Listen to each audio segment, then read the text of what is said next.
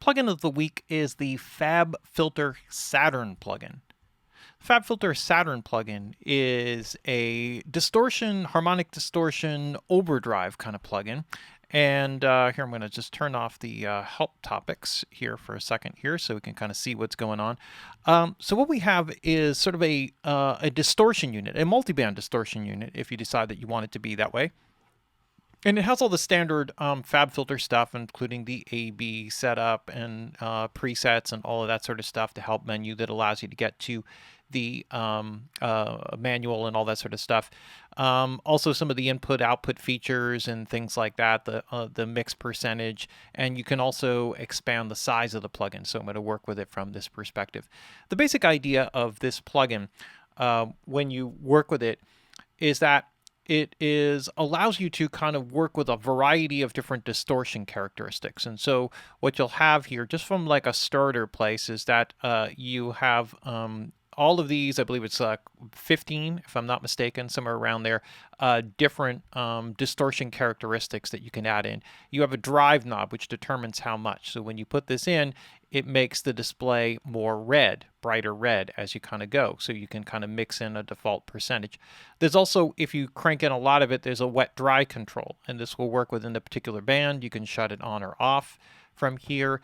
There's a feedback control, which is kind of an interesting thing here, and I'll kind of explain that when we kind of get to it.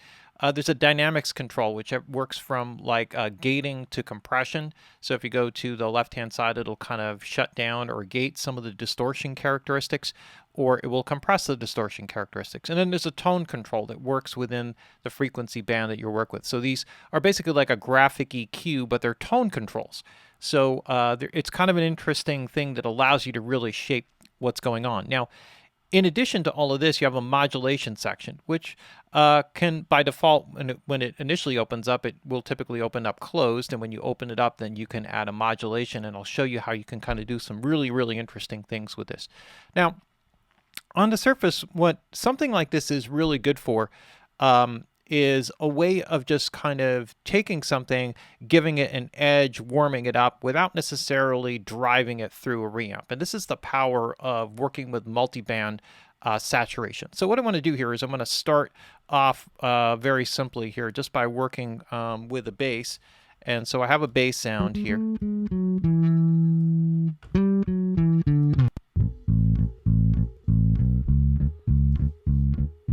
And so what it is here, like right here, the first thing is you'll see there's like a frequency analyzer. So you can kind of see what's going on across the spectrum. You can see that more or less this is all, you know, low and low mid frequencies.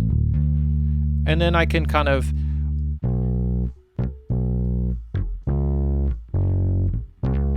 so on a full frequency perspective, you can hear just what I can do just like straight off with the warm tape. And then I can go clean tube, warm tube, that's a broken tube, clean tape, warm tape is where we were, old tape. Right, so here you could hear like some really smooth,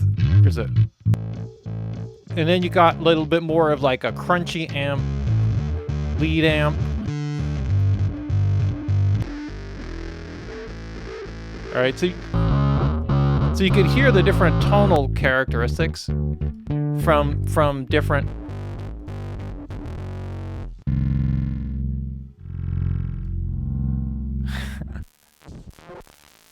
All right, so this is like a rectify one, and then there's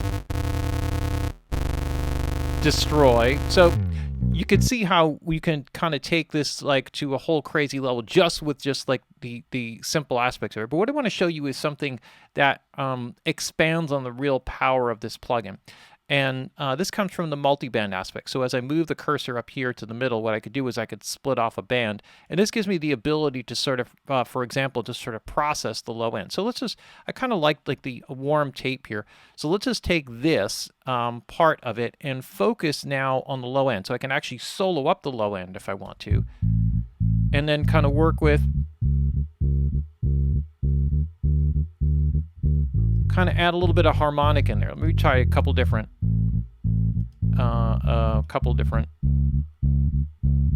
settings here.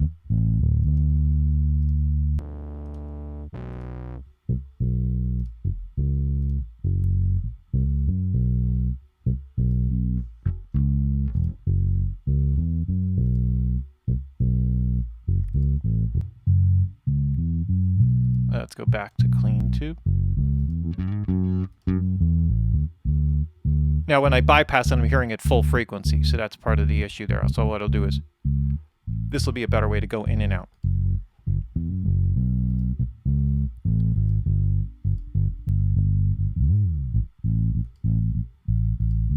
And you can see what it's doing frequency-wise in terms of what it's adding in. So I'm going to stay with this, and now when I work with this aspect of it, for example, I can actually work within a particular frequency area.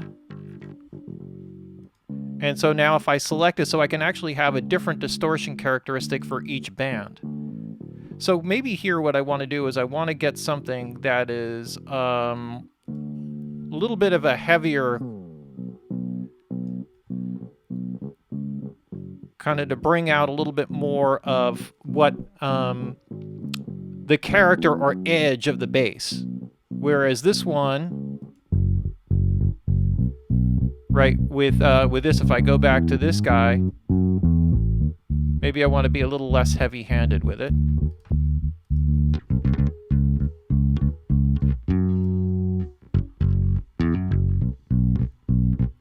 And now if I want to, within here, I can actually work within these tone controls. So now what happens with these tone controls, and this is kind of interesting, is it works with sort of pockets of density, of frequency density. If you're kind of like, the difference between basically a tone and a frequency area is that a tone is like a dense frequency area. So there's a difference between the amount of frequency and the density of frequency.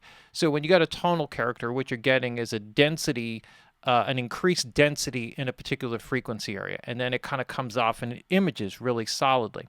And this is sort of what the tone controls sort of do. So one way, and I'm not sure if this is how they do it, but is like you heavily compress a particular area of band-limited frequency area, and then you kind of mix that in. And this is the way a lot of tone shaping plugins work. So this is a common thing that engineers would do in studio. You wanted like a certain tone, you would filter everything off except for that frequency or compress the crap out of it, and then blend that in with the original signal, and you would basically be able to sweep and filter in that tone and get it to kind of sit where you want it. And this works with most things. It can work with almost any instrument. But what happens here is that these tone controls then get split within the frequency area here. So what I've done here is I've set up an area so you can see that crossover frequency is like 700. I'm going to swing it up a little bit higher here, a little bit closer to 1K. And on the low end, we're at like 226. So I'm going to kind of bring it up a little bit. So this will be like a tonal area. That is really important because, especially on small speakers, this will allow the bass to sort of image and project in smaller speakers, and in bigger systems, it'll help to find a place in the mix, regardless of what the overall bass level is. So with this heavy drive here, now with these tone controls, I can kind of work with. And now some may not give you much of anything, right? So you could hear that.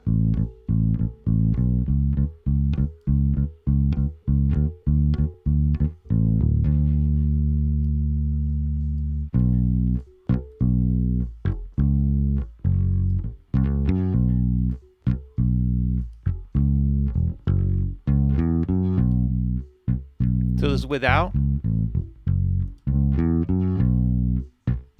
Okay, so maybe a little bit exaggerated here, so I can kind of back off on the distortion, or leave it up and go to the mix control.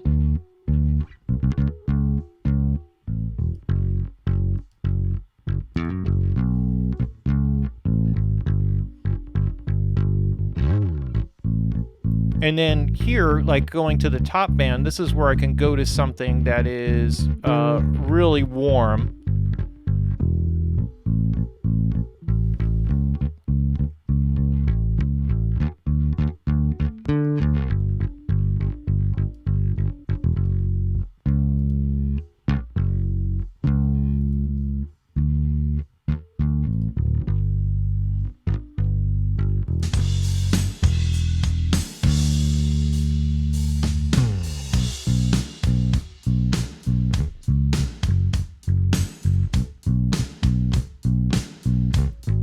So here you have, like, you could hear how this is, how this, you can kind of really, really shape the character of a sound. It's so cool, right? It's pretty wild. Now, within this character, like if I go here, there's a crazy modulation section here. So I can add any one of basically 5 modulation sources, including feeding in a MIDI signal, envelope follower, envelope generator, an XLFO, or an XY controller, basically allowing you to assign some kind of MIDI control or whatever, or just kind of mouse your way around and just kind of do crazy stuff. And what happens is that you get basically a modulation source, and then you can point it to different things. So for example, here what I can do is I can actually point this to my tone controls, for example. So what I'm going to do is I'm actually tying this to all 4 of those tone controls, and you could see them here. And now I can apply like a modulation. So maybe what I want to do here is I can add in like a step modulation here. I can make them sine wave or square wave or whatever. Here I can work this so that it works over the course of a bar or a beat or whatever. So in other words, I can have the modulation kind of work in relationship. This would be quarter notes or eighth notes. And then what I'm doing is I'm actually modulating these sliders within this area. And so let's just kind of see.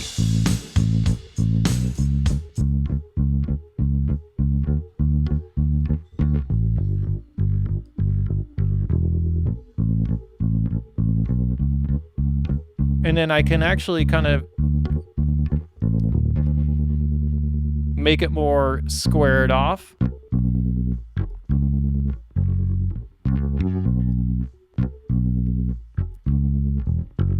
And if I want, I can actually kind of work the different frequency areas, and if I invert them, then they will go opposite.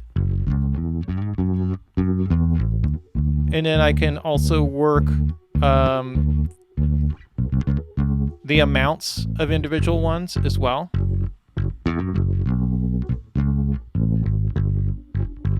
And you can kind of create all kinds of crazy things because you can assign these modulation sources, and they could be driven by so many things, or you can drive it by the envelope, you know, and then do like an ADSR kind of shaping of it. And you can apply this to any of the knobs that are up here, to the mix knob, to the feedback, to the distortion, to the feedback and frequency thing. This is sort of an unusual, allows you to work tonally within a given area. So let's just say, for example, that I'm just going to shut this whole thing off right over here, and let's just kind of work with this, where I can take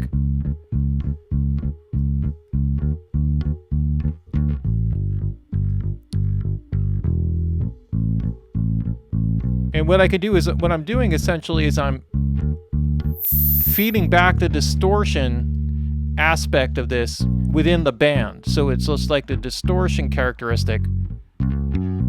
By adding a little bit of regeneration with the harmonic distortion or the distortion characteristic that's added in, I can help to solidify or create a feedback loop.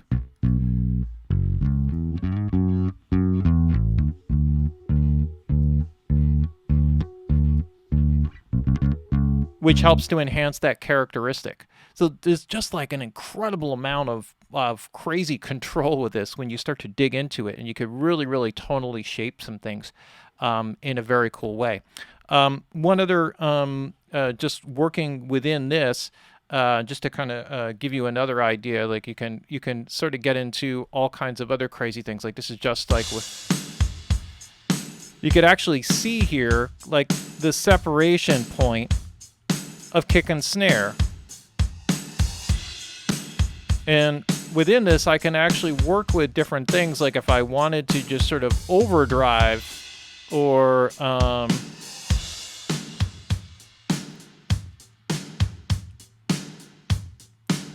maybe I'll go with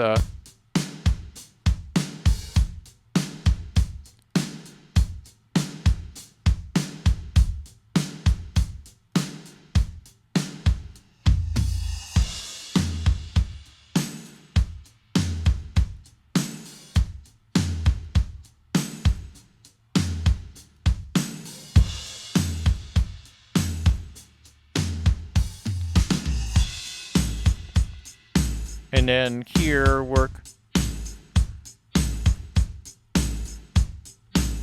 Same thing with a snare, only maybe what I'll do is I'll do something a little bit grittier. Maybe I'll go with like a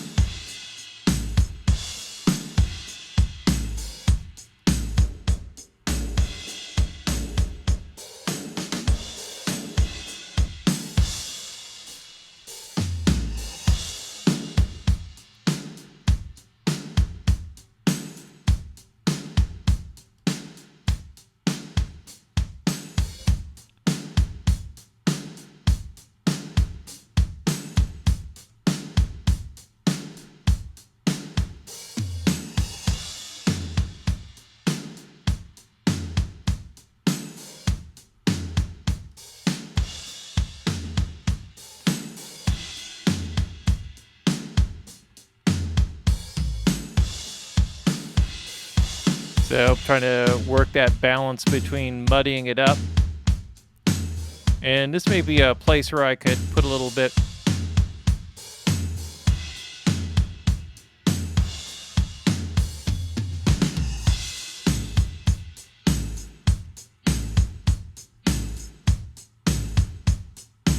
but the distortion doesn't really ever come across here. This is where I'm going to kind of open it up here a little bit. There's also a pan control for the stereo, which allows you to do like a spread on the distortion characteristics.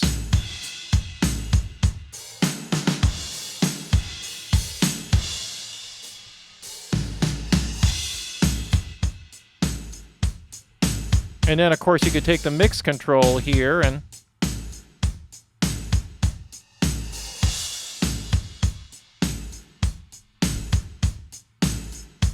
so just like very quickly, you could say like I could just kind of dial in a little bit of tone. But the distortion does, like most people think of distortion as just like guitar amp distortion, like buzz. And what you're really getting into with this is the ability to kind of multi-band shape different frequency areas that make them actually image better. The beauty of the harmonic distortion characteristics of tubes or transformers or tape or whatever it is that you're using is that there are compression characteristics, there are density characteristics, and then the distortion actually comes across as a sort of fuzziness, if you will, in the sound, and this random kind of movement or modulation of the actual audio signal itself in terms of the distortion helps your ear to be able to attach and grab onto it a little bit better, and it makes it image more solidly. And that's probably the best way I could describe it. But it's almost like a carrier signal, but it's a random kind of carrier signal in a similar type of way that sometimes, like especially with tape, is like a modulation distortion. There's an inconsistency with the magnetic oxide particles or the density of them over the course of the tape, and so you get these slight variances in amplitude, right, and gain.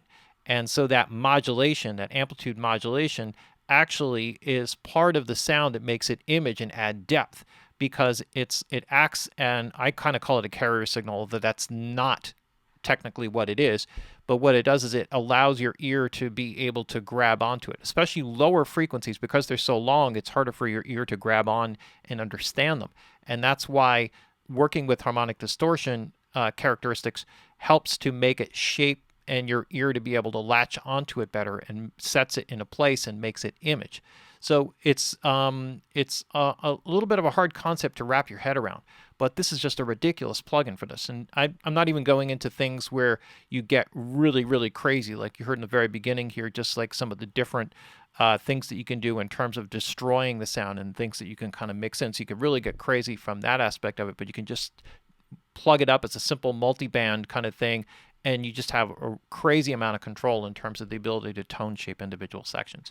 A very, very cool one, though. I really love this plugin. It's a FabFilter plugin called Saturn, and check it out. It's really, really cool. Worth it.